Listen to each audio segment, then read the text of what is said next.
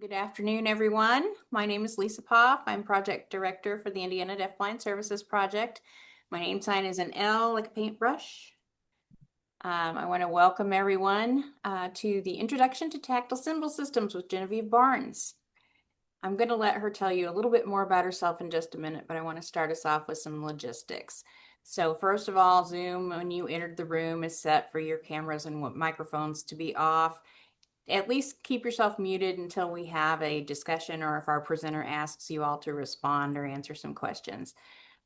Throughout the session, you can feel free to post any comments and questions in the chat box. I will be monitoring that to make sure that they aren't missed and all your questions get answered. In order to get to the chat box, there's a toolbar at the bottom of the screen, and then you would just type in your comment or question and click send. This session is being captioned, as well as we have interpreters available. If you need to click on the toolbar at the bottom of the box to access the captioning, I think it's already available to you, but sometimes people have to actually click on it themselves. And then finally, I think after the workshop, we're going to ask you to fill out an evaluation. I will provide a link to that in the chat box at the end or toward the end of the meeting. I will also send you an email after the workshop as a follow-up. You must complete that evaluation to get your certificate. It will take you to a secondary form in a second window that you can fill out, and it will automatically generate that certificate for you. It'll be emailed immediately. Just make sure to go back to your first window and hit submit so we get the evaluation information. If you have any problems today, any technical difficulties, you can contact me by phone or email. I will put my contact information in the chat box here in just a moment. And I think that's all for me. I'm going to turn it over to Genevieve. Okay, thank you, Lisa. Can everybody hear me okay?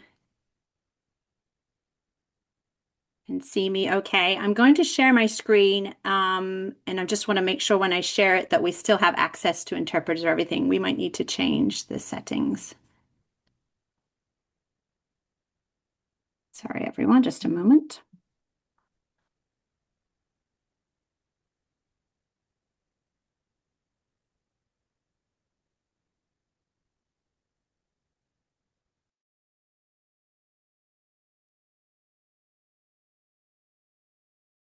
Okay, so how is that? Is that okay? Everyone have access to the slide presentation on screen and can still see myself and the interpreter?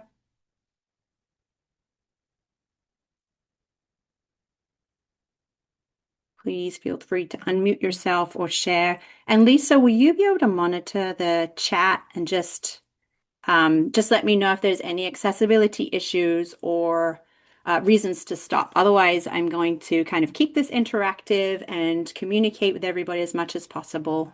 Yes, I've got I'm not great at you've had a monitoring. couple of people say yes, they can hear you and Okay. see everything. Okay, perfect. All right.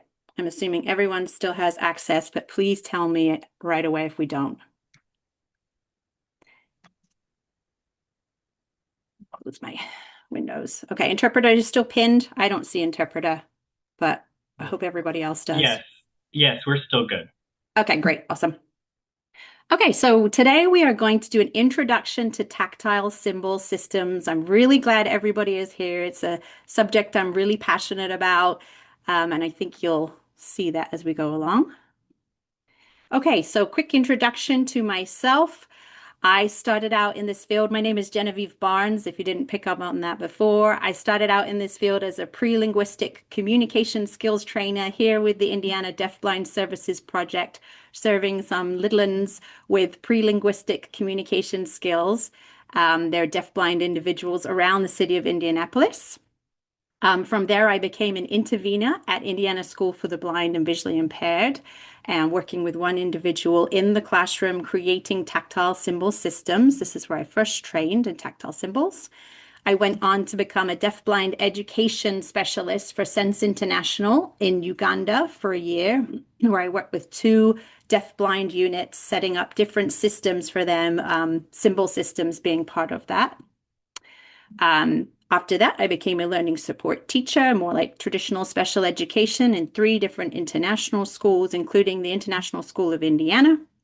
I became an Indiana licensed special educator and then a patent specialist until patents sadly closed. I was the AAC, that's Alternative Augmentative Communication, Blind Low Vision, and Apple Accessibility Specialist. I did a lot of tactile symbols presentations during that time too. I became an assistive technology trainer for a short period for adults with disabilities, working through vocational rehabilitation. And finally, now I'm a deafblind employment specialist for Helen Keller Services and presenting for things like this on tactile symbols on the side. So I have worked with all different ages of deafblind individuals from really little ones up to 70s, 80s, and into retirement. And I do feel like I should just quickly disclose, yes, I'm from England, I have an accent, but none of my professional career relates to living in England. I've been out of the country for most of my life now. Okay, so in this presentation, I will be intentional about the words I use, and I just want to put this out there now. We will use words such as non-speaking rather than words you might have heard before to describe people who are not using traditional mouth words out of their mouth. We will talk about students with complex communication needs. We might refer to individuals using person first language and identity first language. So that could mean a person who is deafblind or a deafblind person. There's other examples on screen. And these are both polite and preferred ways of describing someone. Neither is rude or insulting.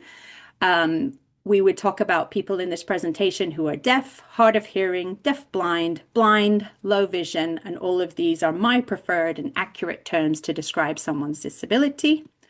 The words that I advocate that we lose are using words such as non-communicative or pre-communicative. None of the individuals we serve exist. There is no such thing as a human who is non-communicative. From the very first time a baby is born and cries, that baby is communicating.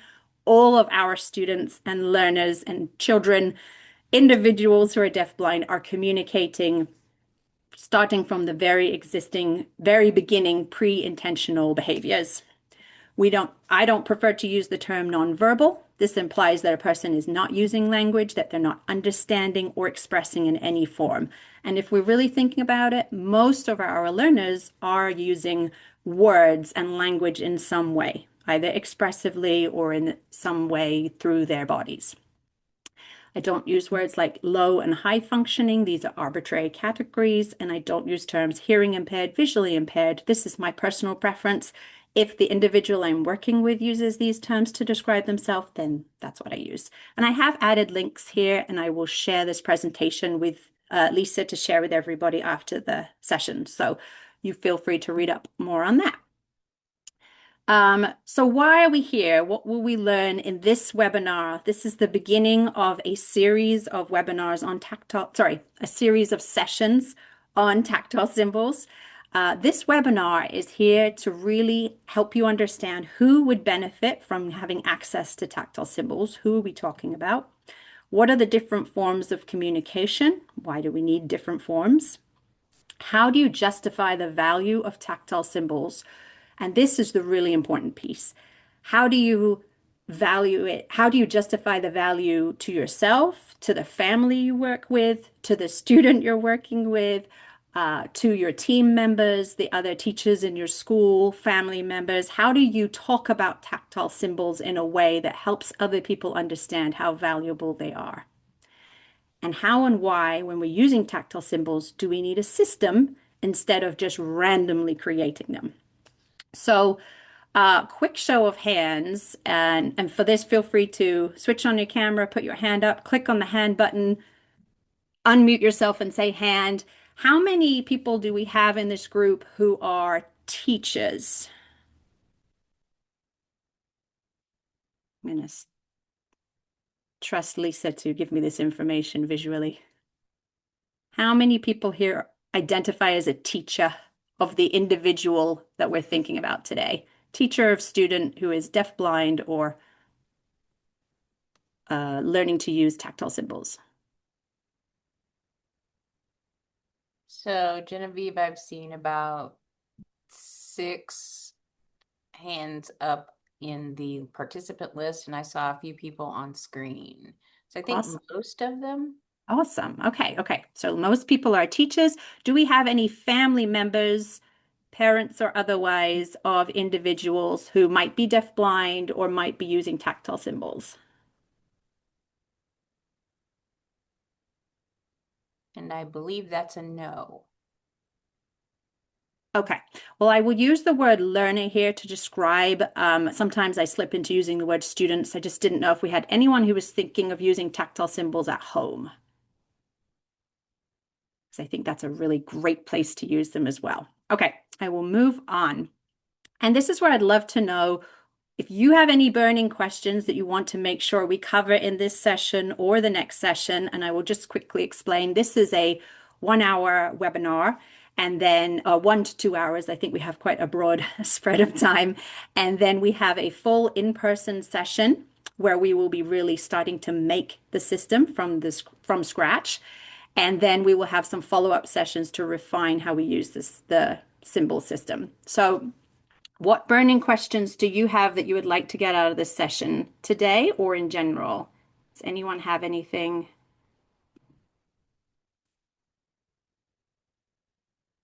Feel free to write it in the chat if you have questions already, or unmute yourself.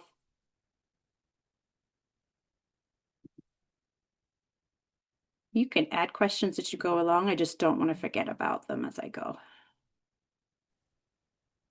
This is Lisa. Genevieve, we've got one in the chat says sequence of skills and progression. Okay. So today we will definitely focus on getting started and creating well, we won't talk about actually making the system, but how to set up brainstorming the system. But we will not be talking about today how to implement any specific strategies. That will be more of the in-person session. Introducing symbols and attaching meaning. Okay, Julian, I'll try to cover that as well. Okay, so feel free to add any more questions that come up as we go along, and I'll try to address them as we go. Okay, so if you're brand new to tactile symbols, let's quickly go over what are we talking about. There is a visual on screen with, I want to say, about 50 symbols that are on screen of different colors. They are usually a plastic card, a 3D playing card sized representation of actual words. So what we have on screen is an array of colors. On the left side, we have symbols with small print saying I, my, you, which are our pronouns. We have a section of verbs, which are green cards. We have a section of directional cards at the bottom right corner, which are black, and many other different symbols. They're commonly presented to our students one at a time, rather than as a full group like this. This is where I might store my cards, for example, or I might use them as a kind of communication board. There's different ways to use them that we'll get into. They can be accessed visually and tactually. So by that I mean you can get information with your eyes closed, touching these symbols, or you can get information just by looking at the symbols. There's high contrast colors, different textures involved, and I don't think any of them are more than about half an inch thick. And by that I mean from the back of the card to the most protruding point. Generally, we try to keep them to the size that they could fit in a pocket, about pocket-sized communication. And each of the symbols on the picture in front of you has print or braille labels in addition. Here are some other pictures of what tactile symbols can look like. We have some 3D printed options down in the lower left corner. We have a picture of a hand holding a different kind of symbol, a core word, 3D printed. We have some tangible object cards in our top right corner of PE and bus. We have a whole set of the stacks card, which you might have in your school. I usually find these sitting around in school closets, usually the stack system, and then we have the Texas School for the Blind symbols in the middle, which are handmade symbols with a penny and a balloon. So there's lots of different ways that they can look, but I think you can see from these pictures, they're all high contrast, easy to fit in your hand, with different textures. And why are they great for the individuals that we're talking about? Why do we love them so much? Why do I love them so much? They're very easy to distinguish one from another. If I go back a slide, you can tell that from one symbol to the other, as you get familiar with them, they're easier to distinguish than the written words. They're easy because they use our individual's most accessible sense, which is touch. That is their it might not be their primary sense, it might not be their strongest sense, but it is the sense that is most accessible that they can use without, this individual might have a stronger sense of smell or taste, but that's not something that they can access very easily to distinguish between things. So touch is really that sense we want to pull out of that individual as much as possible. Tactile symbols are based on words and their function. They do not rely on spelling or phonics. And this is really, really important because many of our individuals do not have a concept yet of the sounds of words or letters. These are things that we haven't yet been able to introduce because we're still working on some really important foundation concepts. Tactile symbols introduce consistency to an individual's life. They show that individual that this thing has a name. It always has a name wherever it is, or whatever I'm doing with it, and that name doesn't change. They reduce the guesswork. So if somebody if someone is deafblind, a big part of their life is unpredictable. They are guessing a lot of the time. Who am I with? What am I doing? Where am I going? And tactile symbols give that sense of anchoring something down into meaning. They tie the floating words, which we say and we sign, to real things, real people and experiences. Okay, so we've talked about how they're great for deafblind learners. And if I just go back to that previous slide, all the things on this screen are things that are so important for our deafblind individuals because they lack this information through their ears and eyes. But what about my other learners? I'm sure many of you are in classrooms with sighted and hearing students. Do I still use tactile symbols? I would say if you have a learner who is low vision or blind, and they are non-speaking, or they have tactile discrimination difficulties or a speech and language delay, I would absolutely be trying tactile symbols with them. This is just another way that they can get information from the world using their really strong sense of touch. If you have a student who has autism spectrum disorder, cognitive impairment, developmental delay, multiple disabilities, tactile symbols are also great, whether or not that student is using their eyes. These are just great ways that the student can access information as long as they have access to their fingers or their eyes. And I won't play any videos in this presentation because it's a personal pet peeve of mine, but I am going to play this one because I think it gives you a good example of the use of tactile symbols for someone who is speaking. And I hope the sound plays okay. How tactile symbols drive conversations. My name is Jenny Tabazinski, and I'm a speech-language pathologist in the secondary program. A girl locates her classroom by finding a tactile symbol in a doorway. For one of my students, she uses tactile symbols. While she is a strong verbal communicator, the tactile symbols help her to remember some of her WH question words when she's thinking about organizing her thoughts. So it's just a little bit of a less intrusive way during a conversation. She can naturally reach out and find those symbols and participate in the conversation without verbal prompts that interrupt the conversation a little bit more. So she really likes using those while she's practicing her social skills. A girl feels along a row of tactile symbols on a table. When? Yeah, when. Mm-hmm. Then we talk about What? Where? Who? Mm-hmm. How? And how. Perkins School for the Blind, perkins.org. So that video shows you that even though that individual might be reading Braille, maybe not, the tactile symbols are a great way for them to have access to a picture, a quick reminder. It doesn't take the time that it would to read a Braille word. Okay, I'm going to keep moving on. I did see there's a message in the chat. Anything? Okay. Okay, Susan, we will definitely tackle that point about using miniature versions. Thank you for raising that. It's my favorite point, probably. Okay, so we're going to do a quick pulse check now to check with everybody here. What is your experience with tactile symbols? Are you familiar with them? Again, if you're comfortable writing in the chat, please give us your experience. Are you using them in your classroom? Have you ever seen them before used with another student? Has your learner used them before and now you have this student and you're not sure if you've used them or if you know what to do with them? And what kind of communication methods are you using in your household or classroom? I think everybody here said they were from a classroom. So feel free to write a little bit of information here with what your experience has been with tactile symbols. Julianne says, I hope I'm saying your name, Julene, maybe. I have used them. I've had trouble with buy-in from teams and them being used with fidelity. And this is why I think this presentation will help you today. Thank you for sharing that. I find that a lot.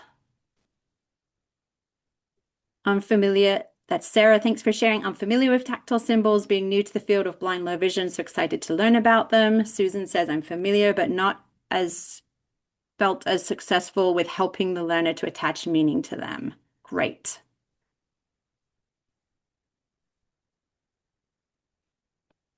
Okay, just give us a moment for anyone else to add where you're at with tactile symbols. Jennifer said, I've tried to use them, but get pushback from speech and language pathologists. Yeah.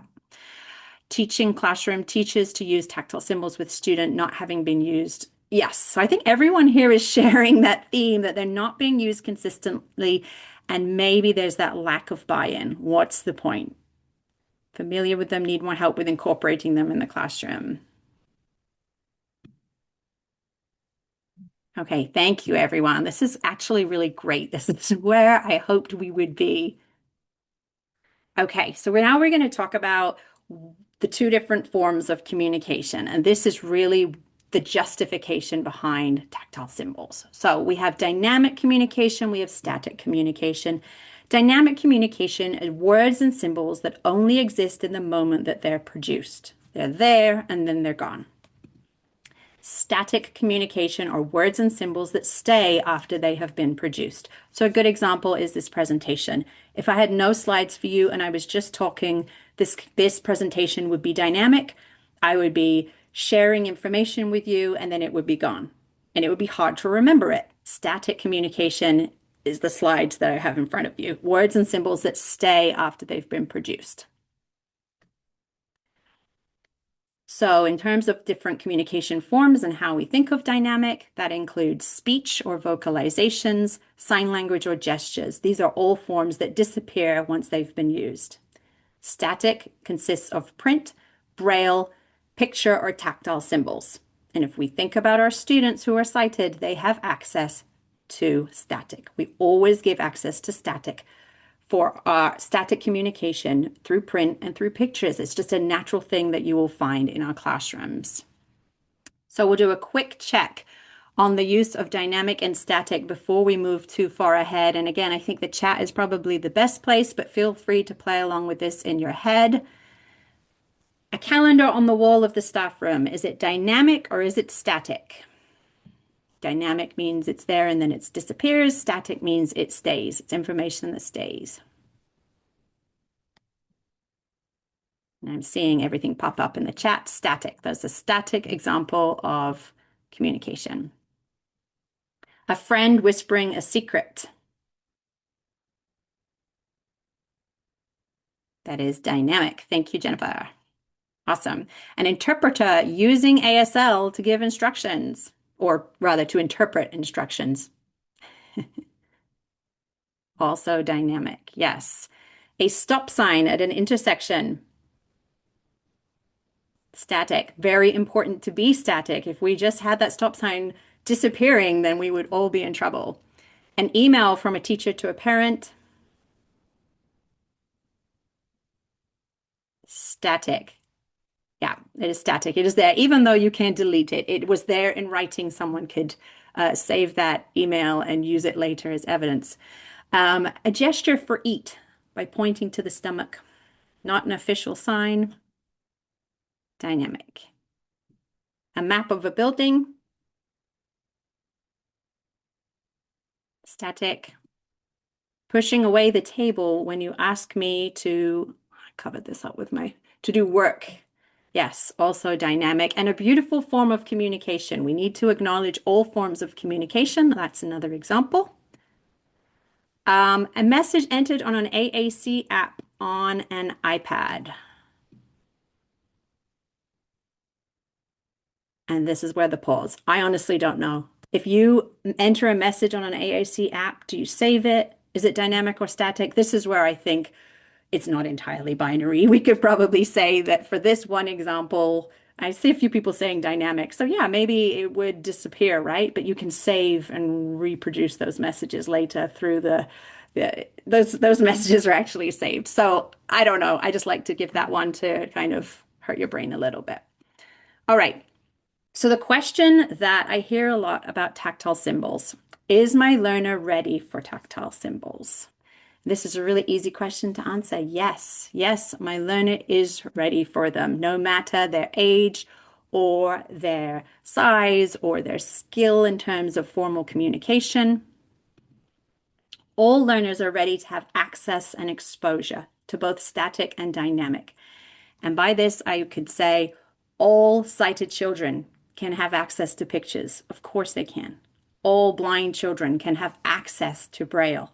All deafblind students can have access to print and Braille and tactile symbols. They are ready to have access and exposure and put their hands on these things. It does not mean that they may be using them expressively. It doesn't mean that they may connect the meaning, but they are ready. It is never too soon to start giving access, just like we would never say, well, that baby is only 3 months old and they're not ready to look at a picture, so I just won't show them a picture book.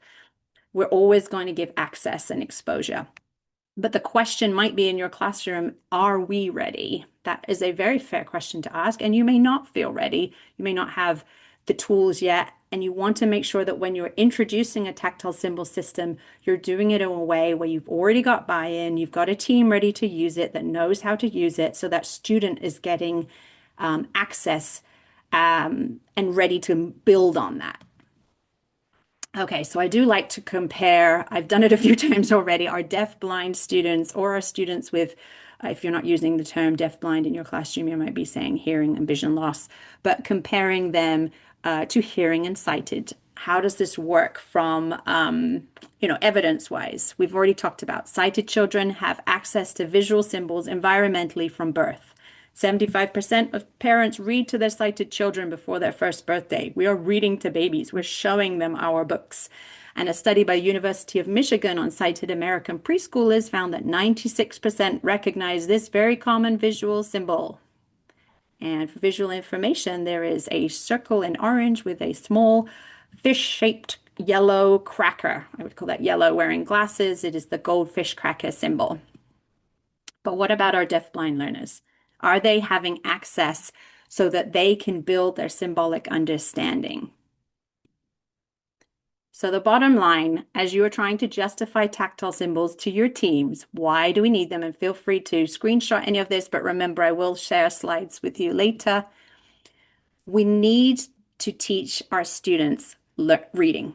Reading is an essential skill for independent learning. What we've been talking about today has largely been communication, but tactile symbols are the foundational piece for pre-literate students. Tactile symbols are what we need to build literacy skills on. Deafblind learners who are pre-literate need to have access to tactile symbols in order to build their vocabulary, create consistent meaning, and somebody already talked about that today. How do I attach meaning to the symbols? Developing their memory skills so that they can recall events, understanding sequences, cause and effect, and change, introducing choice making. This is a really great use of tactile symbols to be able to present two options on a page the way that we might give someone the choice of pictures, and to model preferred forms of expressive communication, showing our learners that we can use tactile symbols in a meaningful way. When we have tactile symbols in the hands of deafblind children and they can build vocabulary, create meaning, develop these important skills in sequencing and choice making, then they have a strong foundation to be able to learn to read. And once a student is able to read, print, or Braille, then they can become independent learners.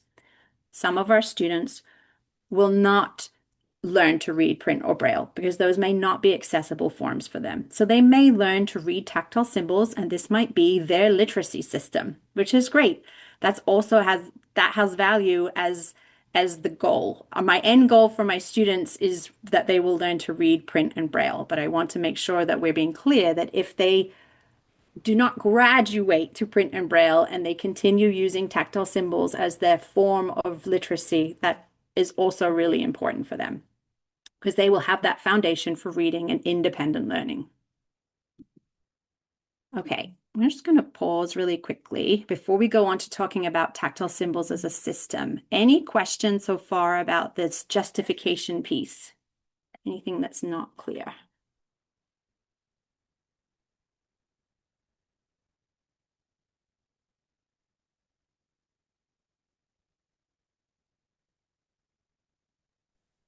Okay, I think I can move on. We'll talk about tactile symbols now as a system. So like I said before, rather than thinking of tactile symbols as something that has meaning and we just have one of those things, I want to think about them in terms of a set. So I have a set here in front of me that was intentionally made and planned out. I have a set here of 3D printed symbols. I hope you can still see my picture as I'm holding things up, and we will talk about some of the different systems here. So on the screen now, there is a set of symbols. How many symbols we have there? Maybe 20 symbols, red, green, yellow, blue, and white. These are 3D printed core words from Project Core. These are all free downloads which are available. And they have core words such as in, up, go, good, bad. Each word can be used in multiple situations. So if you're a core word classroom, which is its own kind of communication philosophy, if this is what you're already doing with some of your students with multiple disabilities, then I would recommend that you really look into getting a 3D printed set like this. They are different shapes, very easy to distinguish one from the other, both on the sides and on top. They have different, but they're all the same texture, I will say. Okay, in the top right, I have two pictures. These are the tangible object cards from Adaptivation. They are quite large. I will say that the 3D printed core words that I just showed you there are about maybe 2 inches by 2 inches. They're quite small. They may go in the mouth. These adaptive, for certain students, not every student, of course, but these tangible object cards are much bigger. I want to say that they're like 4 inches by 6 inches. What you can see on these cards, a picture, it's an actual stopwatch. That's a physical stopwatch attached to the card and a small white, it's white on white. I don't love that contrast, but a small white pickleball, I think, and a picture at the top that says PE with a picture of a gym. There is a model of a bus, and somebody did mention, do we use miniature objects, and a picture of a bus. So thinking about the size, these are really quite large cards. But I love that they combine the picture symbol and the physical object. That's really helpful for some of our learners, especially those with cortical visual impairment who are trying to make connections between pictures and objects. In the bottom right now, I have these stacks symbols. I talked about these earlier, and they were shown in the video too. These are very chunky cards, slightly smaller than the tangible object cards, but they're a chunky white material with, I want to say these are maybe like 3 inches by 5 inches. I'm just guessing there. And there's a whole set with them. You can see they're all white in background. They have a written word underneath and then a large object on there. So there's a set of bells. I think that means music. There's a big red cross that means no. There's a physical cup embedded in the card that means drink. So these are very popular because they're so big. They're really, you cannot break these, that you can't, they don't go in the mouth. They're so large, and people love them because they have physical objects to them. Underneath the core words now, I have two symbols from the Texas School for the Blind. These are handmade symbols. There is a green triangle with a piece from a plastic shopping bag and a penny. and that symbol's by. Green is a verb. Actually, in most communication system, green is a verb. And the other card is a yellow card with a feather and an orange balloon that symbolizes Thanksgiving. And the final set of cards is 3D printed. These are bliss symbols. So these have um, pictures, I would say, or characters on them, like arrows and circles, boxes, question mark, plus sign, things like that. And I have some in front of me here now too. They are really quite a satisfying weight to them. They're about a ½ inch thick and maybe 3 inches by 2 inches. They're pocket sized, and they have high contrast colors with this the symbol on top, and then they have Braille on the side that is not visible. I will say that these other symbols to my right do not seem to show Braille, but they could all have Braille added to them with labels. And the most popular set of tactile symbol systems that I see in classrooms is the Tactile Connections kit from American Printing House, which is on screen now, the one that I described in the beginning with the yellow and the green and the black cards. These can be customized so they can have print or braille or both, and you can make them to look however you want them to look. But I think you can see when we look at them that there's system thinking going on. So they're not created randomly. There's a set of verbs of action words, which are all green. There's a set of positional words on the bottom, which are black. There's pronouns, which are yellow. And the more you look at them, the more that you'll see that there was system thinking going on. So somebody decided that every time we have a U shape, that's going to indicate something happy. That's going to indicate something positive. We have the symbol for like with a white wiki stick, I think. Then there is a white rope, which symbolizes play. There is a red, my mind has just gone blank, pipe cleaner, a red pipe cleaner in the shape of a smile, and that means happy on one of the other cards. So there's system thinking going on. You can tell that whoever created this set of symbols has really planned out what the whole set would look like so they can build on this. A system is an organized set of connected parts that work together toward a shared purpose. So going back, we look at that last system. This is an organized set of parts that have a shared purpose. It's intentional, it's not random, it's consistent. Everyone uses it the same way. And this is really important when you're talking about your team and how are your team presenting symbols or how are they using them consistently in the classroom. Everybody needs to be on the same page to be able to use those symbols in a way that the learner can predict and trust. A system is something that can grow both in the number of symbols that you might have, in this case, tactile symbols, or in terms of complexity. So I hate to keep going back and forwards, but I'm going to go back and show you. A set like this, the tactile symbol systems, you can see we could grow, we could get more and more cards, but we can also grow in complexity. We could move the student forward to only having print because we've paired the tactile symbol with the print. That's the way it can grow. So how do you set up a system in your school? How do you bring back a system that isn't really flourishing? First of all, you have to use that team approach. You need to sit together with your team and agree that this is something that our student needs. We need to agree on who will be the person making these symbols, maintaining them, who will be presenting them to the student at different times, how will we do this?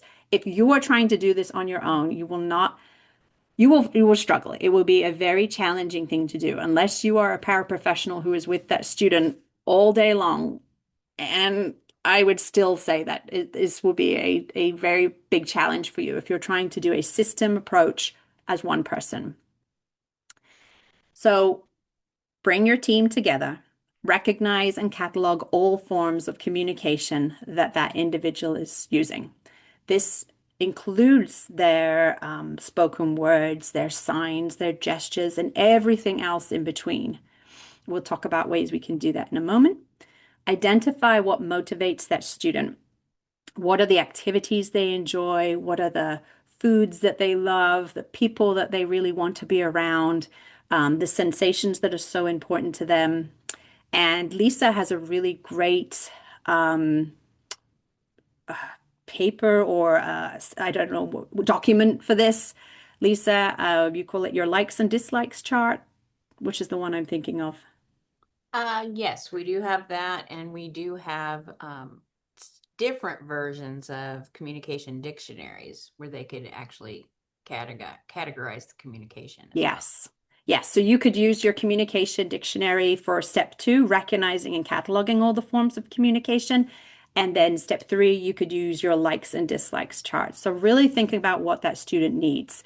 And going back to, and of course, I don't even have those questions on screen anymore, but how do we get people to start using these? How do we introduce these symbols? How do we create meaning? The motivators are going to be key. It's much less about what is on the symbol, what is on the card. And that tends to be where we spend a lot of time thinking about tactile symbols is what do they look like? How do they feel? But really, the most important thing is what does my student really want to communicate? What do they want to learn about? And then you're going to create symbols to enhance the learner's unconventional communication. And by that, I mean you would take some of those forms of communication that they're doing, which are maybe not conventional or maybe not understood widely. For example, that learner who is pushing the table away every time they didn't like something. Maybe you would need to create a symbol for them that said, I don't like this, or I'm all done, or finished, or hate. I don't know. Sorry. I don't know why I said that. Don't create a symbol saying hate. Maybe just dislike or something like that. Let's not teach our students hate. But you're going to help mold their communication into a way that's more conventional using those tactile symbols. Then you will repeat this. You will show them. You will repeat the whole cycle again as their communication system grows, but you're going to repeat using the symbols over and over and over. We know that our students are going to need to have access to hundreds, at least dozens of repetitions of a word before they attach meaning to it.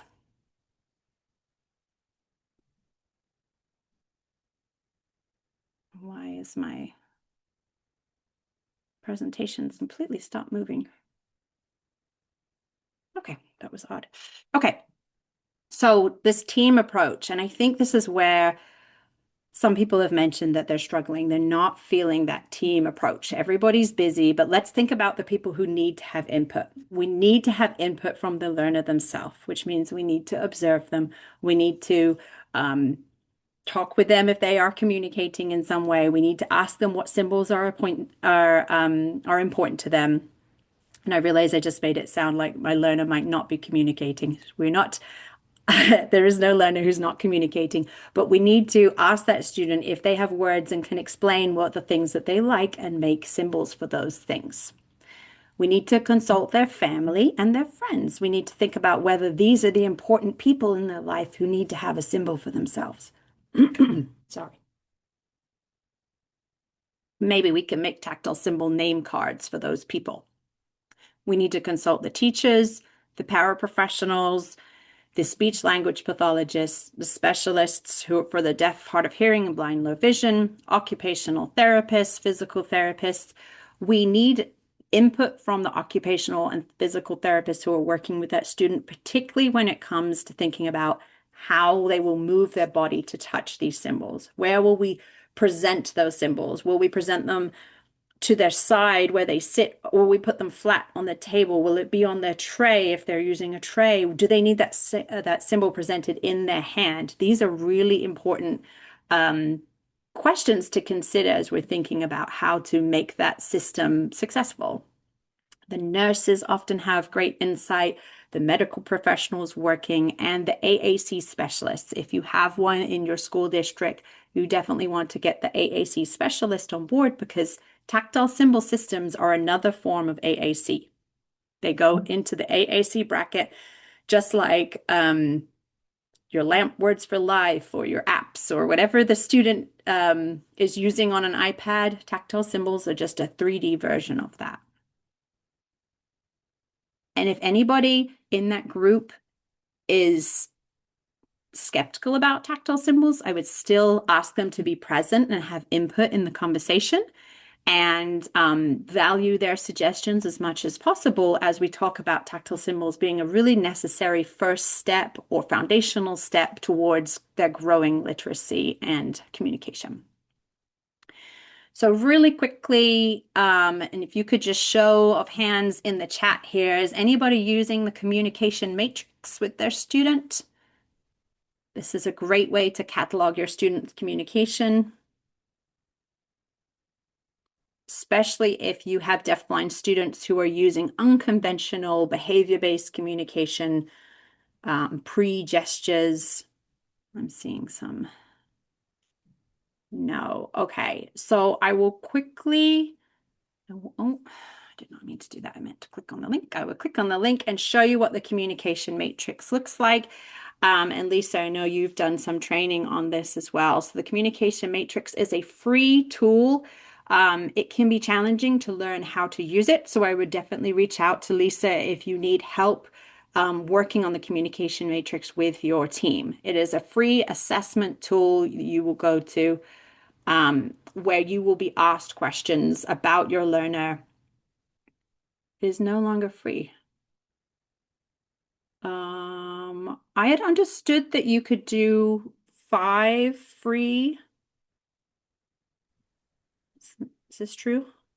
My understanding was that you had 5 a year, and parents were free, but there may have been some changes in the last year. Yeah, that was also my understanding. If not, there is still the trial version, which I just clicked on down there because I used this one just to quickly demonstrate it. You can click on the trial. You do not get access to the full, so maybe Susan, you've used too many of your free ones now, and you might need someone else to log in on your team so that you can have access. Even if you pay for them, though, I thought that it was like $2 a test or something. I don't think it was too expensive. But it is a really valuable tool and definitely something that if your speech language pathologist in your district is not familiar with the communication matrix, I would talk to them about this and maybe getting a team together to do training. So it's a way to really pull out all the different communication styles that somebody is using. As I said it was free. I thought it was free. Identifies the early communication skills that you would typically see birth to 2, and it's available in multiple languages too. So where do tactile symbols fall on the matrix? If you have a member of your team who's really data-driven and they're just like, what is the point of tactile symbols? You know, this person will come to that, how to convince those who don't see the value in it. But how can you show them using your communication matrix? Tactile symbols are right here, levels 5 and 6, concrete symbols and abstract symbols. And we will talk about concrete and abstract later as well. It's a bit of a sticky point for me because it's very hard to define whether something is really concrete or abstract, but it's a symbolic way of representing things. So why don't people like tactile symbols? I came up with as many reasons as I could think of. These are different things I've heard in the past. Is it even necessary? Seems like a lot of work to make tactile symbols. And as I've shown you today, the different sets. You can buy a full set of tactile symbols that are already created, already like printed or 3D printed or something. It will cost you more, but I do encourage teams to consider making their own, to customize a set, to have a set that they can continue to build on. This will save you a lot of money and usually will be more meaningful for the student. How much is this going to cost? That's a typical one we hear from our administrators. How much money are we going to put into these tactile symbols? It's a lot to carry around. It doesn't seem practical. Why do we even need a tactile schedule? They already know their schedule. I hear this one all the time. This student can recite their schedule to me, so I don't need to give them a tactile schedule. If we use symbols, then they won't learn to read, print, or braille. That's another complaint that I hear. This student can't understand complex symbols, so why would we give them tactile symbols? They just don't know what they mean. And do we really need a whole system? This is the favorite one of, that member of the team who just really thinks that it's not going to work. So why don't we just start with a couple of symbols? And if we need more, then we can make them. Okay, so let's start going through these questions one by one. It seems like a lot of work. Well, I agree. I have this set in front of me from the Tactile Connections kit. This set, so when you order this kit, it comes to you as these flat cards. This is the picture I've shown a few times today, and I'm holding up some of them here. They have Velcro on the back and they have pieces glued on front. I would say that once I pulled together all of my resources, my bottle caps, my glue, my Velcro, my, pieces of felt and Q-tips or whatever it was I wanted to glue on, I think it maybe took me an hour to 2 hours. If I'd had a group of people, I think it would have been a lot quicker. That involves some planning before that. So actually making the symbols is not too much work. I think when we think of how much time we spend creating worksheets or newsletters for our families, there's often a lot more work that goes into it than making a set of tactile symbols.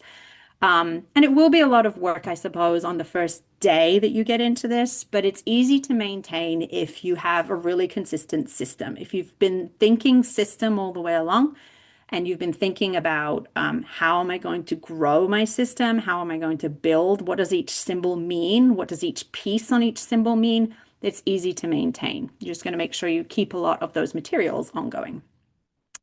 So you also need to think about, though, what are the pros and cons of a pre-made set versus a handmade set? What I was showing you here, and I'll hold it up again. Hopefully you can see my picture is big enough. I'm just going to stop sharing really quickly so I can show you some of these symbols.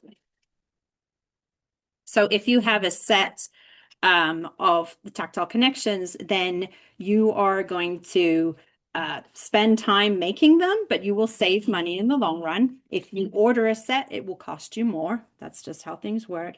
If you 3D print a set, like the Volkswitch Bliss symbols, these are going to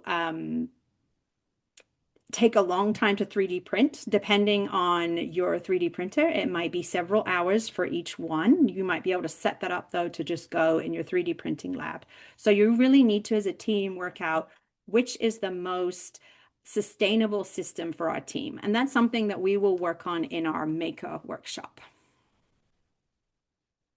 Okay, I'm just going to bring my slides back up.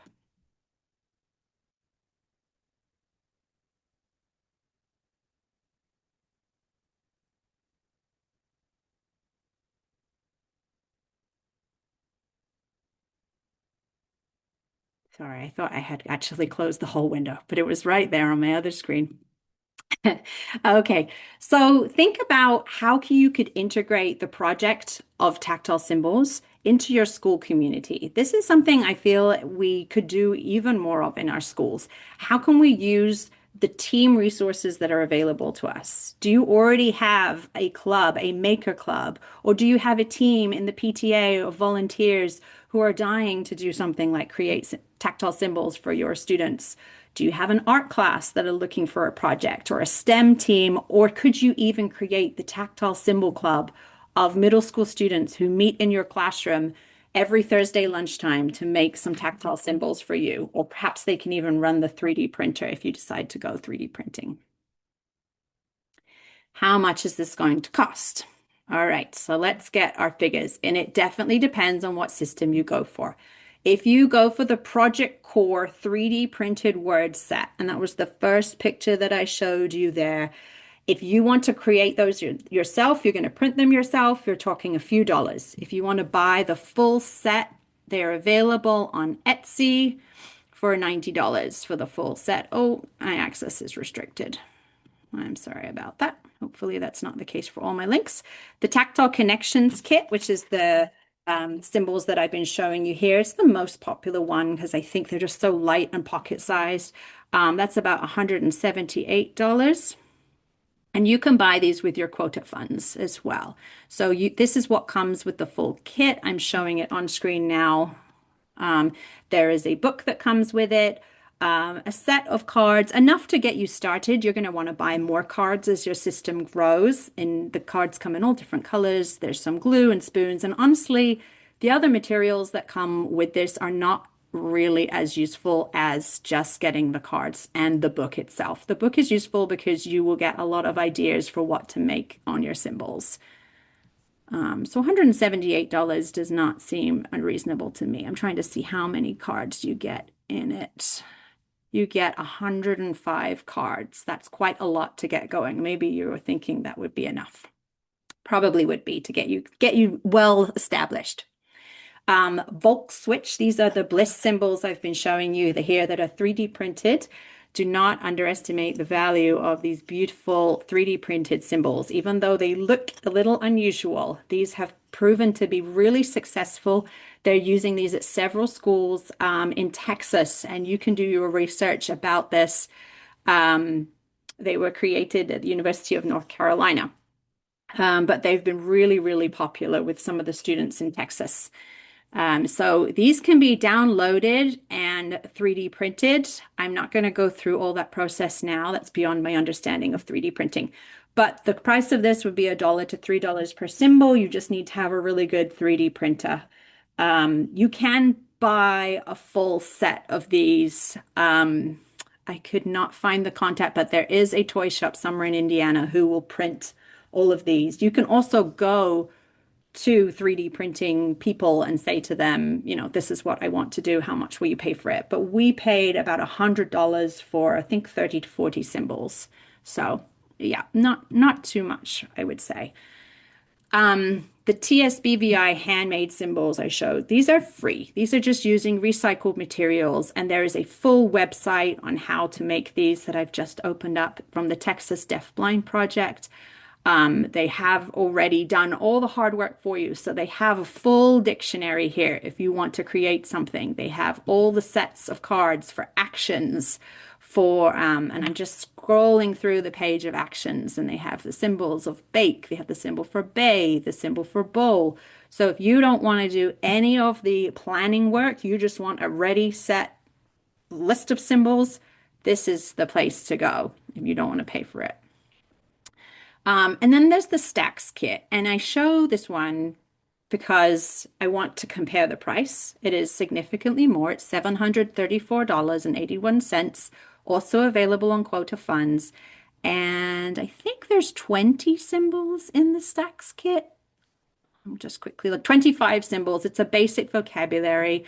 This is a really challenging kit to grow because I don't know where you even get these white cards from. I guess you can make your own similar to them, but it's not built as in a way of system thinking. When we look at the APH Tactile Connections kit, I'm just gonna move my Zoom thing. Okay. When you look at the APH kit, this has been created or designed in a way that all the word groups have been thought about. They're different sizes and shapes, different colors of the cards. The stacks kit are all the same. So you've got verbs, adjectives, all words are just an object on a card. I don't love this. I find these are really bulky, and for the price, I just don't think it's worth it. So I add it to my presentation so that you can compare and have the information, but I don't think that they are as useful as the other options for tactile symbols. The tangible object cards that I showed you from Adaptivation, I just clicked on the link for that so you can look. This is a really large set. So a basic set is only 20 cards, going all the way up to a full set. Let me do this super bundle, not even called a full set. I think that's the one. Yes. Yeah. I mean, the price goes up significantly. What did I say? It was $956 at the top side. So these cards, I like them because they show the object and pair it with a picture. I think that's really useful as you're teaching students to understand picture symbol connections. The size of these, I can't get over how big they are. And I feel like they are, let's see, 5 inch by 7 inch. It's even bigger than I told you when I first introduced them. I just think that's really impractical. You can't put that in a pocket. You can't carry it around. So I think that they're probably not the greatest for our day and age of students moving classrooms all the time and, running around the school and going to gym class and things. But here's the full range. How much is this going to cost? It really depends on what you choose with your school.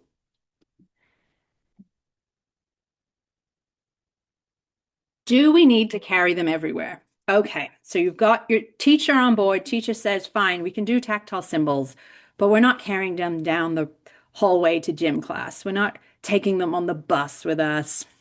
Really, bringing the symbols to each location will build that understanding. So somebody's question earlier was, how can I connect meaning to the symbols?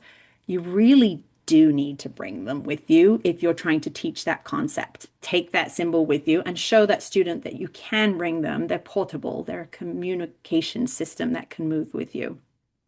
So bringing the gym symbol to the gym, showing that student before and after gym class, then showing them the next activity will ease their transition to where they're going and help them understand the completeness that the activity is done. I would recommend that you have a portable set of essential words for choice making or emergencies so that you have something to let that student know we need to go to the nurse. I'm all done. If they are using their tactile symbols for their own expression, then you must have some symbols accessible to them at all times. It's really important. And that's why I would suggest that tactile symbols are not the best, they're not the most optimal long-term expressive communication form. If your student can use their hands to feel tactile symbols, they can probably use their hands to use some sign language or gestures or other forms of communication, speech and vocalizations that you're also probably working on. Tactile symbols are limited by their size and the fact that they are flimsy and they can break, that they're not the best for expressive communication long term.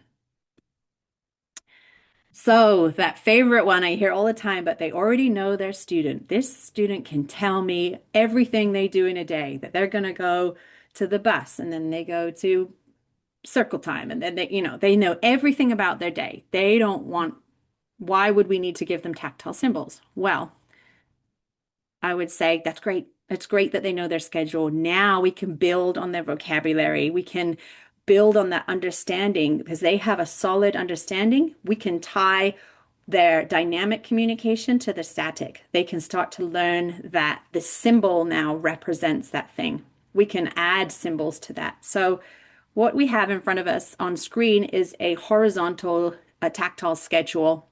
This is probably not a student's entire day. I would say this is probably an example because that's a very brief day and it doesn't seem to show that they're having lunch at any point. But it goes unpack, read, math, outside, art, bus. And you can see that it's set up on a sort of vertical black background. I'd imagine that's a Velcro adhesive and propped up on their desk. This is the Tactile Connections kit, by the way, the same one that I've been showing a few times, $178 for the full kit. But you have to find all these little pieces. So the kit does not come with these wheels. It doesn't come with a paintbrush and things like that. You would have to find those. And the way this schedule is set up is the way I always set my schedules up, which is left to right. This is really important. This is our foundation for reading. We always read left to right in this country. So we can add more information. If that student knows their schedule, I would get them a bigger schedule. I would have a full board, and under the reading, I would have, what are you reading? Who are you reading with? Where are you going to read? Now we're really adding vocabulary to that student. I would add more information about math. I would add more information about what will we play outside? Is it raining today? Things like that. And we can build anticipation. We can turn that into a weekly or a monthly calendar with special events. If they know their schedule, then we have a really good foundation for building more language around that. You can use the schedule to explain changes in routine. We often find that our students who know their schedule and can recite that schedule from memory have the hardest time when their routine is changed and they have a new bus driver, or we can't go outside today because it's raining. So that's where you would show them on their schedule, we're not going outside today. I'm going to replace that card with library. We're going to the library instead.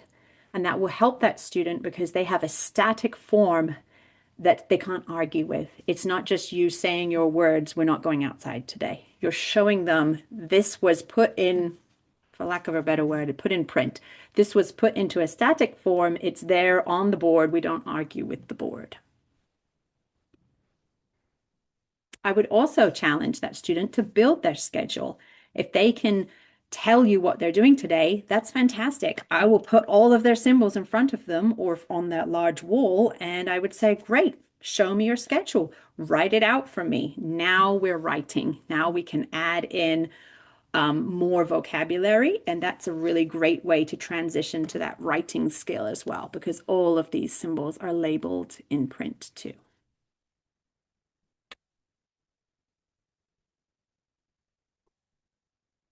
Any questions on this piece? Has anyone come up against this as a barrier or a hurdle? Because I know that using a tactile schedule is a really common way that these symbols are introduced. Or is anyone using it in their classroom and finding that that's the only way it's being used? Oh, thank you, Jillian. Heard it so many times. Yes, I have too. Yeah. Another thing I would say related to the schedule is that that student may know their schedule, but that teacher may not be consistently applying the schedule. I have seen that a lot of times too. If you're going to use tactile symbols in the classroom, you need a classroom teacher who will be consistent at following the schedule. If that's a teacher who thrives on that expression flying by the seat of their pants and wants to, mix up every day's activity or, make something up on the spot, tactile symbol schedules will be a problem for that team. And I would suggest, I'm going to come back to that question, Julie. I would suggest if you are working with a teacher who is not big on organization and planning out the day in terms of every activity, they don't enjoy routine. Well, I would argue, is that the best thing for the student? I think students thrive on routine and prediction, and our deafblind students especially need that. So maybe there's someone in the classroom who can provide that kind of structure and stability. But if that's a fight that you're having, that's okay. Maybe you consider doing just a schedule for like an hour at a time. And maybe we're just going to do this activity and this one and this one. And our tactile schedule is only 3 things at a time. And then I go to the next one. It's not as great as having a full day schedule where that student is previewing that.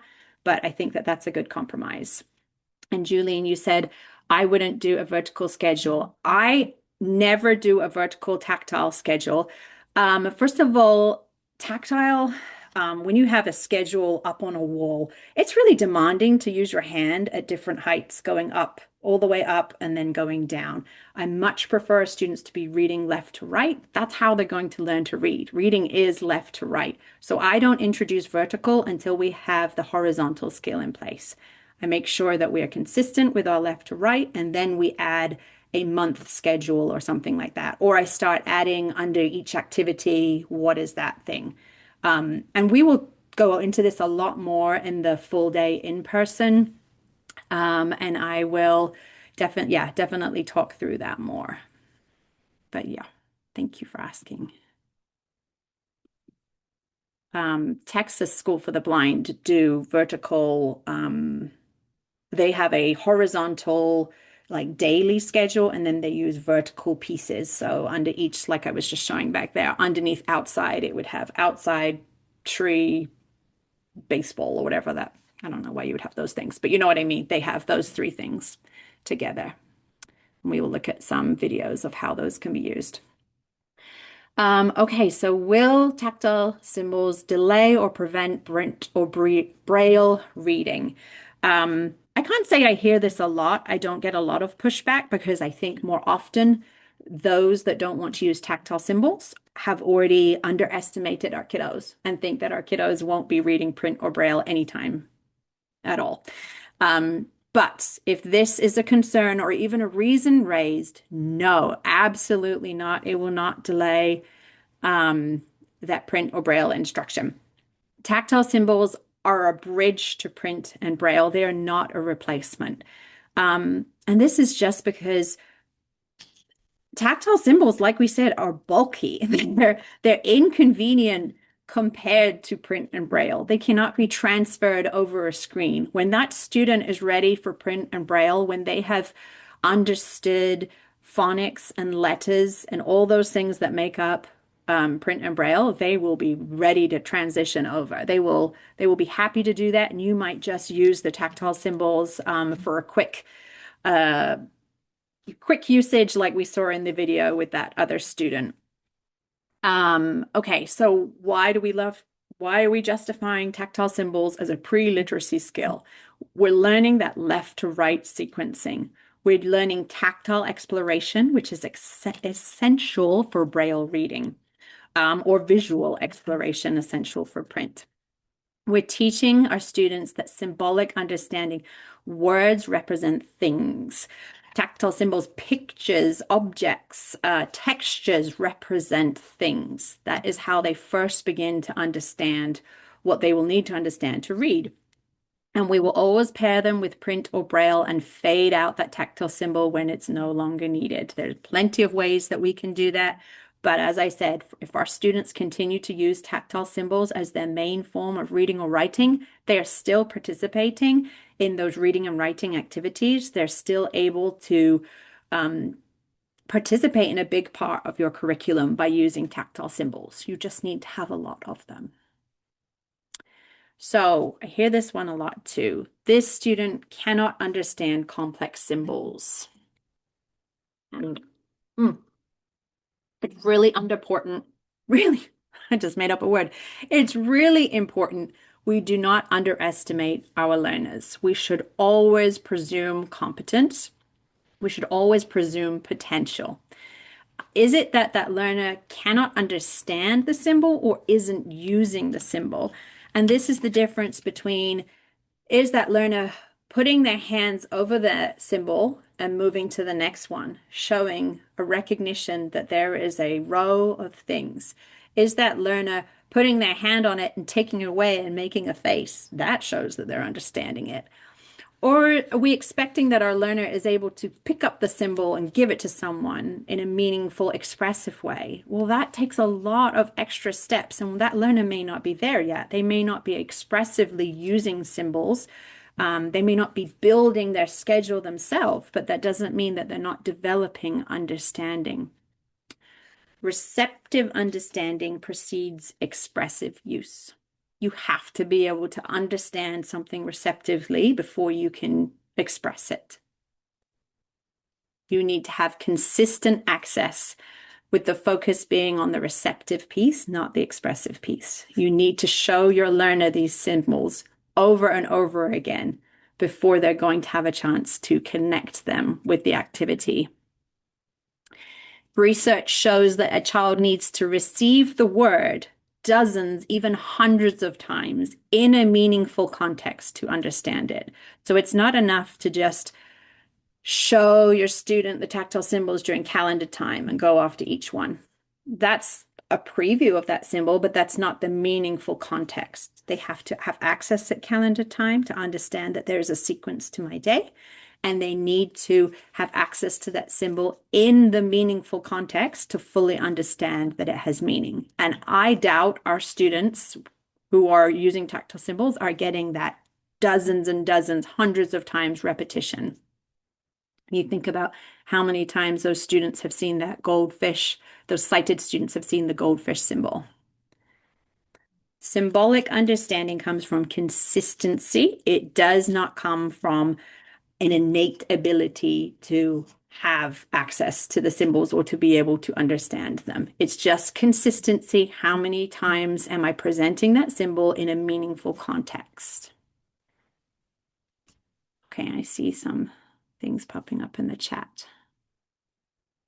Okay, Julene is saying, where would you start with introducing it? How many symbols are you beginning with to get the hundreds of repetitions before adding more?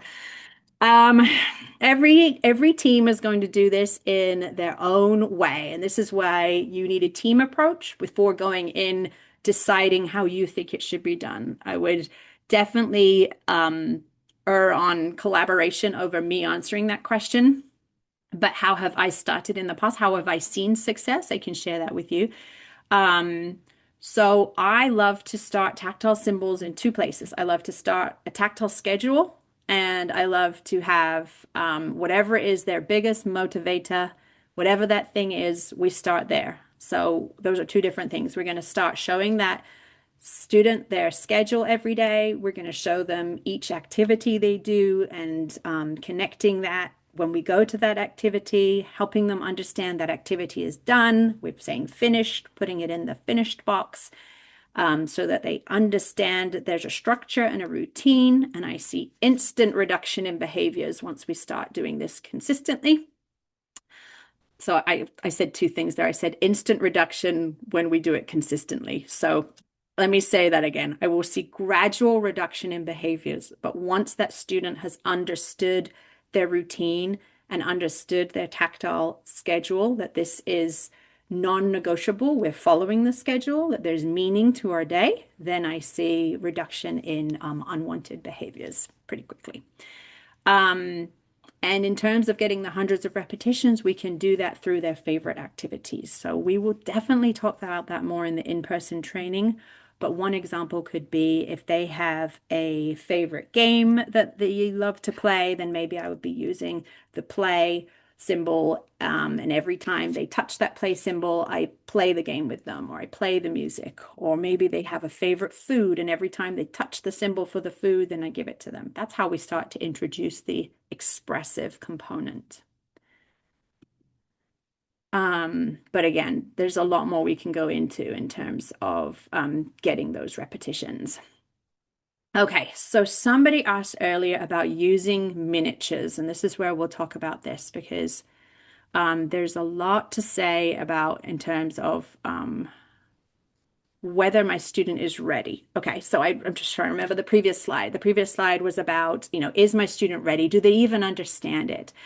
And typically I hear people saying, well, they're not going to be able to understand this symbol. And I'm holding up this yellow card right now with two black circles and an arrow from string pointing to one circle, and it means you.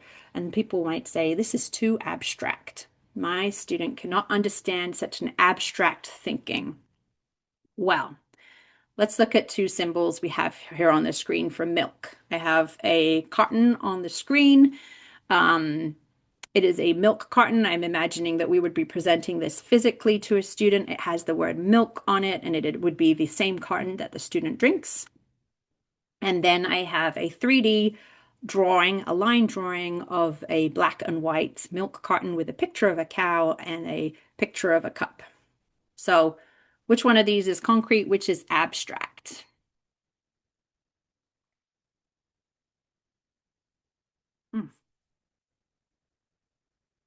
Anyone like to take a guess? What does it mean to be concrete? What does it mean to be abstract? And Julian is saying they are both abstract. See, I would agree. Yes, they can be. What does it mean to be concrete?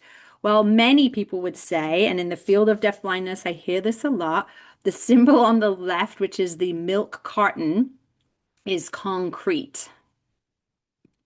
And the symbol on the right, which is the drawing of it, or the computer generated drawing, whatever, the AI drawing of it, is actually abstract. But what about the word go?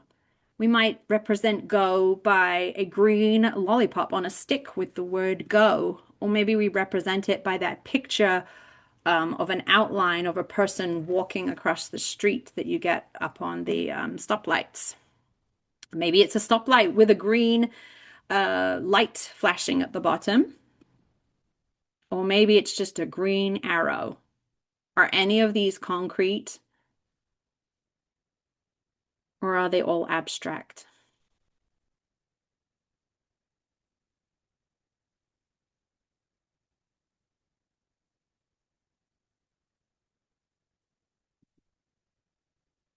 And I would say every picture I have on my screen right now is abstract. Laura is saying go could mean moving in my wheelchair to a student. Right, right. So go isn't necessarily this abstract symbol of somebody walking at all.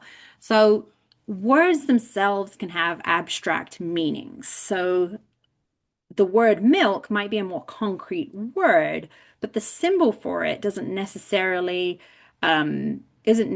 concrete or abstract. It really depends on that individual student on what their experience is of milk, because for them, their experience of milk might just be the taste that they have in their mouth. They might have no concept of this carton you have in front of you. And the pictures I have on screen to represent go could equally be defined as abstract, all abstract, because it's an abstract word. So what does the research indicate? And the research I'm pulling on is from the American Speech Language Hearing Association. The acronym for that is ASHA. These are the body that certifies speech language pathologists. The research has been done into hearing and sighted children. But like I compared at the beginning of this session, students are students, whether or not they have hearing or vision.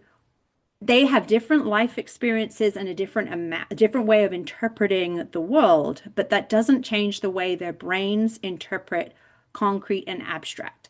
The research shows that children can learn both concrete symbols and abstract symbols at a similar rate with a new concept.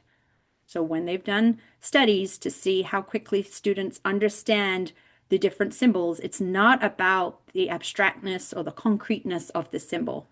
It's about what the word is. The concrete concepts are things like eat, drink, physical objects, and people. Maybe easier to start with because the meaning is more immediately accessible, whereas abstract concepts such as feelings, and I would argue words like go or even maybe play, are more abstract, but those are essential for full language development. We have to teach both eventually. Symbol acquisition research supports teaching both concrete and abstract vocabulary, and ASHA emphasizes on matching symbol systems to individual needs and language levels. It's interesting, though, when we talk about the project core symbols that I did at the very beginning, and maybe you're familiar with core word teaching, those are all very abstract words like go, like, play, stop. Those are all words that don't have a concrete symbol to represent them, but because they're used so frequently in our language and they can be used for a variety of purposes, that's why they're popular. So there's a lot of research on the benefits of core words. So don't worry so much about what you put on your symbols. I would say it's most important that you find materials that you can reproduce. Do not go ahead and use your only black circles on your card that means you, and then find out you cannot use any circles on any of your other cards. So now if they find an example of this, you're going to want to use the same textures on multiple cards. That's what makes this a system. So think about what materials you have that are sustainable, and think about what are the cards and the symbols that really would have most meaning to your student, and build from there. So thirsty. And I think we could talk a lot more about this topic. I'm going to quickly compare real objects versus symbols because this is the one that I think comes up most often. We will do more of this in the in-person too. So why wouldn't we just use the real objects for, I wish I had it with me now, for a bowl. Instead of having a gym, I have a tiny blue squishy bowl here glued to a red card. Why wouldn't we just use a real bowl? Well, this is my personal experience with real objects and the issue that they create when they're used in a symbol system function. Real objects can be mistaken for the student thinking, this is the thing we're doing right now. I have definitely seen this before. If you, instead of using a tactile symbol system, use an object calendar, that student feels that ball and thinks, it's time to play with the ball. They don't feel the symbol of the ball and think, this is something I want to play with. They think this is a symbol and it has a meaning as a symbol. So there's value in objects to be used for certain purposes. I will get to that, but I don't recommend them for symbol thinking and symbol teaching. I've also found real objects go missing. I told you guys at the beginning of this presentation that I worked in Uganda. We did not have access to tactile symbols in Uganda. I could not get my tactile connection kit. I didn't have my glue gun. But I knew the value in having structure into the daily system. So we use real object calendars. And I quickly found that when you have a cup in the object symbol system, that cup will be used when someone just needs a cup. That ball will be taken from the calendar and it will not be returned to the calendar. So real objects are not connected, I would say, as strongly with the purpose of symbol thinking. Real objects may not be portable or practical. A ball is really big. I mean, unless you're using a tennis ball and playing with a tennis ball, several objects are just not suitable to be used as symbols. Real foods, for example, if you have that container of milk, that's going to smell pretty bad after a few days. Not to mention that student might want to eat the thing in their schedule if they are eating with their mouths. Some objects may be private. We might not want to have a real object of a diaper or a pad, but that student may be able to have a tactile symbol for something that means period or diaper change, which is more discreet and age appropriate. But here's the big problem. Real objects don't build the symbolic understanding that we're trying to create. We're trying to create a foundation for language and literacy. And in order to do that, we need to show our students that things we touch, things we see represent other things. That is that representation piece.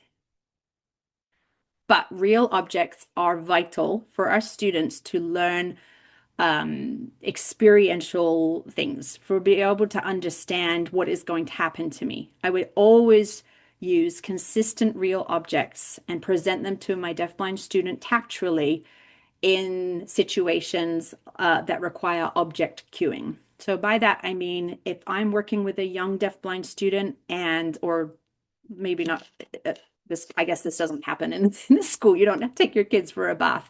But if I'm taking my child and I'm bathing my child and I have a parent of a deafblind child, then I'm going to present them the objects before I wash them. I will present the sponge or the washcloth on their hand and let them know the next step is I'm going to wash your body.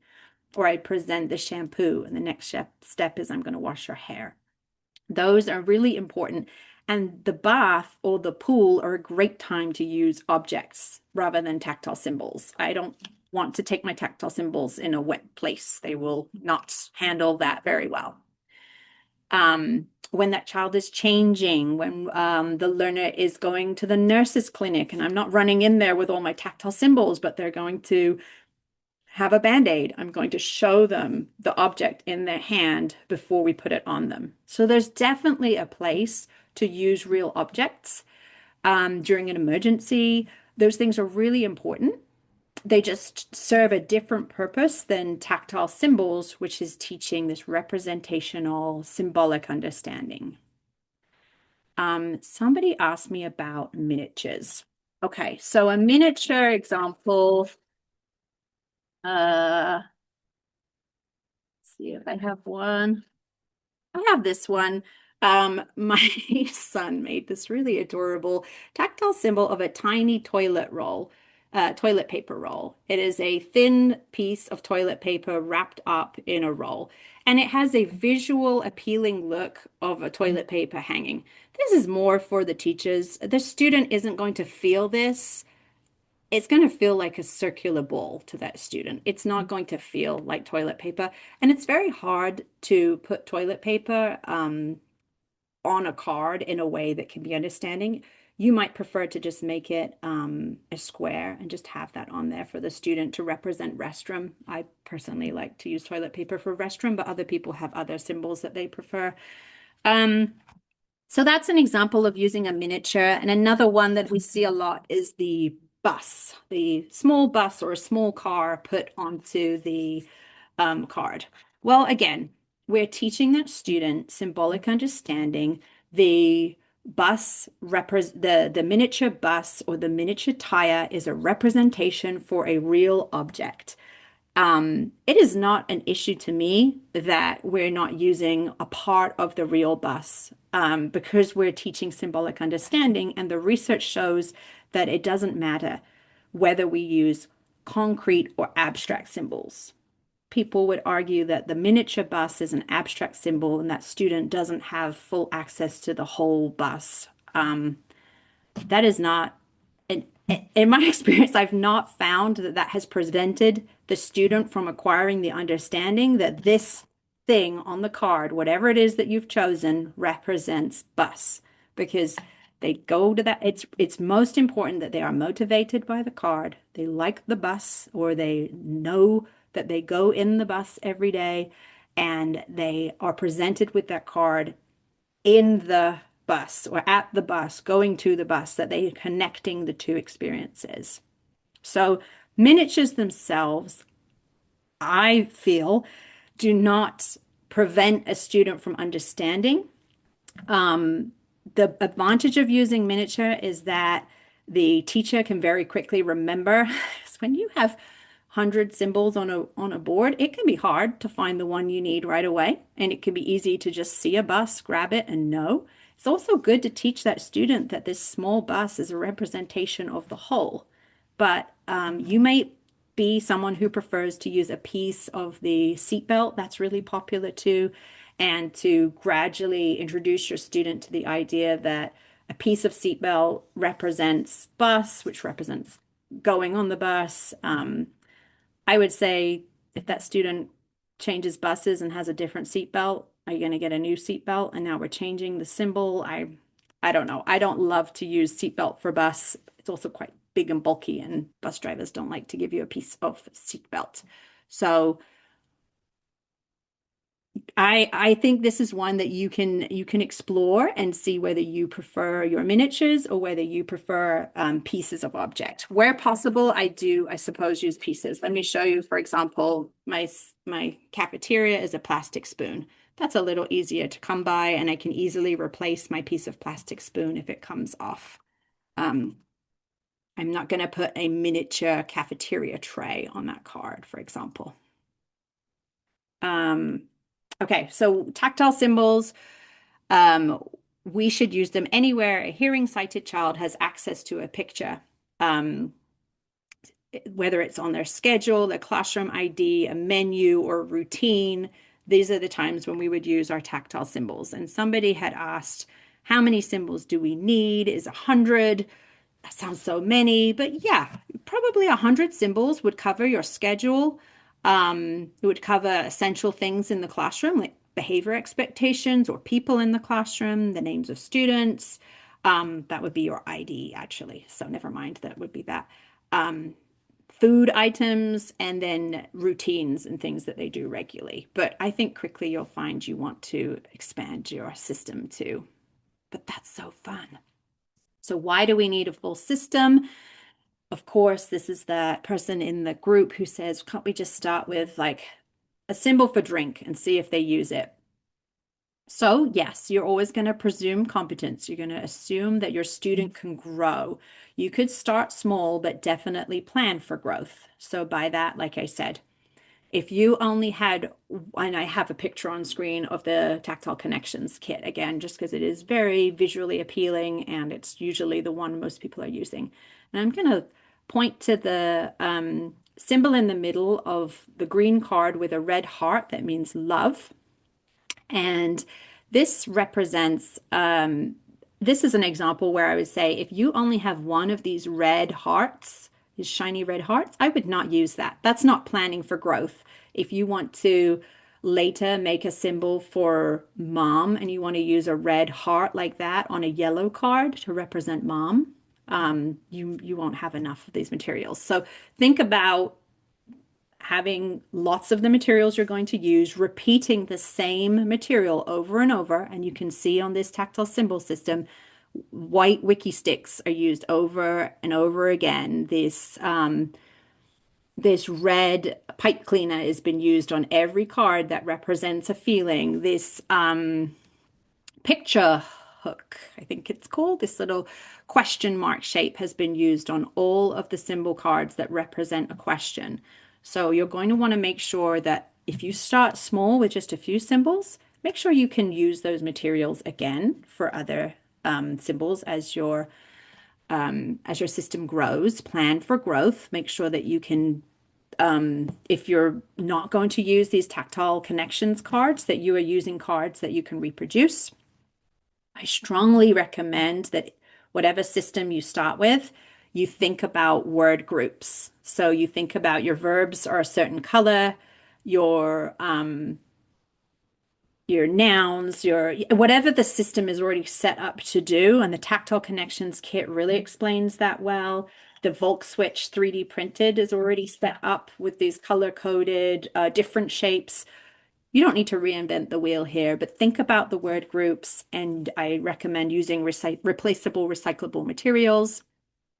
And just stay one step ahead of your learner. So make sure that you have enough symbols to represent the important things in their life. Okay, I think I covered the questions that came up at the start. What other burning questions do we have?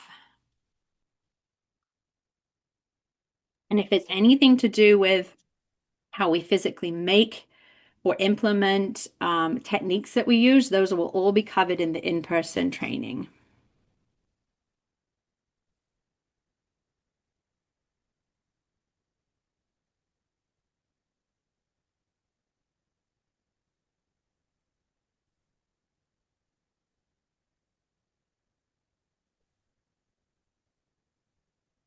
I'm not hearing any questions, but if you are writing one, oh, No, that was me. that's you.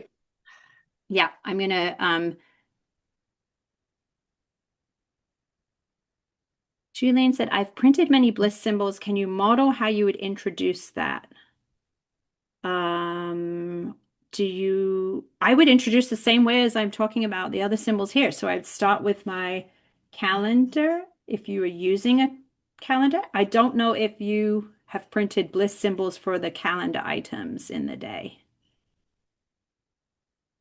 But sounds like hopefully you will be in our in-person training and we will definitely talk through all of that. Yeah, I would definitely yeah, I think the issue with the bliss. Oh, Robin, great question. Let me just finish about the bliss symbols. So the issue you might be finding with the bliss symbols is that on the website, they don't have oh, you heard about them from me. Thank you. They don't have the daily activities, maybe. Maybe that's an issue. So we might have to talk about how you could create your own symbols. And that involves knowing a bit more about the bliss code.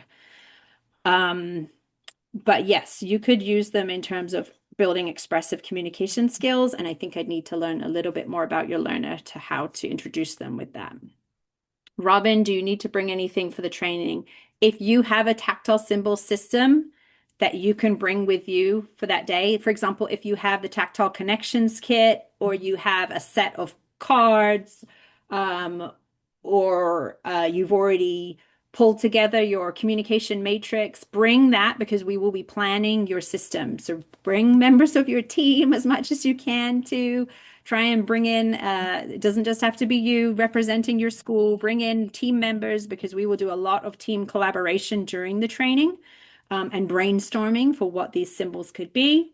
And again, if you have any materials that you're planning to make into symbols, or if you just want to bring your set and show us so we can go through ways to build it, then bring that with you. But Don't take away symbols from students. If you have students using them at school, you'll have to leave them at school. Okay, I think, what other resources? And we're almost finished now. We're just going to tie up. So if you're into the idea of tactile symbols, get your team together. We have lots of resources that I will share with you in here. I won't open them up now, but there's the Indiana Deafblind Services Project, the Helen Keller National Center. I work for the North Central region. We have an HKNC deafblind immersion experience. So I just quickly will show this to you. If you haven't heard about it before, this is Tammy, and she's amazing, and she will come to you and work with your team on developing things like a tactile symbol system and working with your student on pulling out communication skills and things like that. So they will work with you and your team in their home, in the school, in person for a week. But there will be a lot of communication about that beforehand. So that's just another resource to know is there. Paths to Literacy has a lot on this topic, a lot of learning resources, and you can filter by topic and look up tactile symbols and things like that. And the Texas Deafblind Project I showed before. And here's how you can sign up for the full day in-person training. If you haven't already, there's a QR code on screen, the right of your screen. So go ahead and use your phone. But I'm assuming people here already have signed up. But if you aren't signed up, then please do. And I've put the link here as well. It is on March 6th. I almost said it the other way around. March 6th, 8:30 a.m. to 4:30 p.m. at Bosma Enterprises. Which Bosma location is that, Lisa? I was going to tell you. It is, wait, it is the one at 6270 Corporate Drive in Indianapolis. I will be sending out that information as a reminder here in, I don't know, probably next week sometime. Perfect. And I think, oh yeah, I just wanted to let you know, in case you weren't sure about tactile symbols and you wanted to try it first, Lisa has the Tactile Connections kit available, so you can contact her. Easter Seals, the Atlas project, who took over from Patton's, took all of the resources. And at Patton's, we had several of these that I've showed today. I think all of them except the stacks were available in the lending library. So I would encourage you to reach out if you're just not sure and you want to get your hands on them first. Reach out to the lending library. If they don't have them available, then it's still great that they know that it's something that you would want to borrow. And then I won't do a feedback survey because Lisa's got one. Thank you. Thank Okay. you, interpreters. There was a lot. All right. Thank you, Genevieve. That was great. And I think we're all really looking forward to the 6th when we'll all be together. I will say this. I welcome all of you adding team members, but if you do, please let me know because we are providing lunch on the 6th. So that could make a little bit of a problem.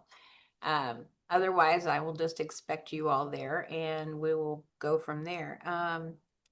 Yes, I was going to tell you where we were in Bosma Enterprises at the corporate drive office. It is on the first floor. It's a lovely training room, and I'm sure some of you have already been there to some things that we've done in the past because they're wonderful, and it's a great place to let me host trainings. So, I think that's all. We did record today, and this will be available. I will send out a notice letting you all know. It'll be on our YouTube page so you can review it or give it to team members to take a look at what Genevieve has shared with us today. And if you click on that link that Lisa put in the chat, a few conversations above, and then there's a next button in the bottom right, it goes into the survey. So it might just be an extra screen.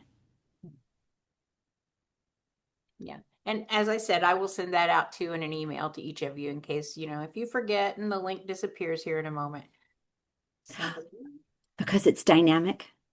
Because it's dynamic.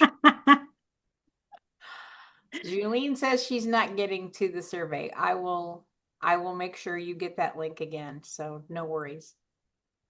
Thank you, everyone. I really appreciate you showing up on a Friday afternoon. It's a long week. Yeah. Thanks, everybody. Thank you, Thanks. interpreters, too. Okay. Bye.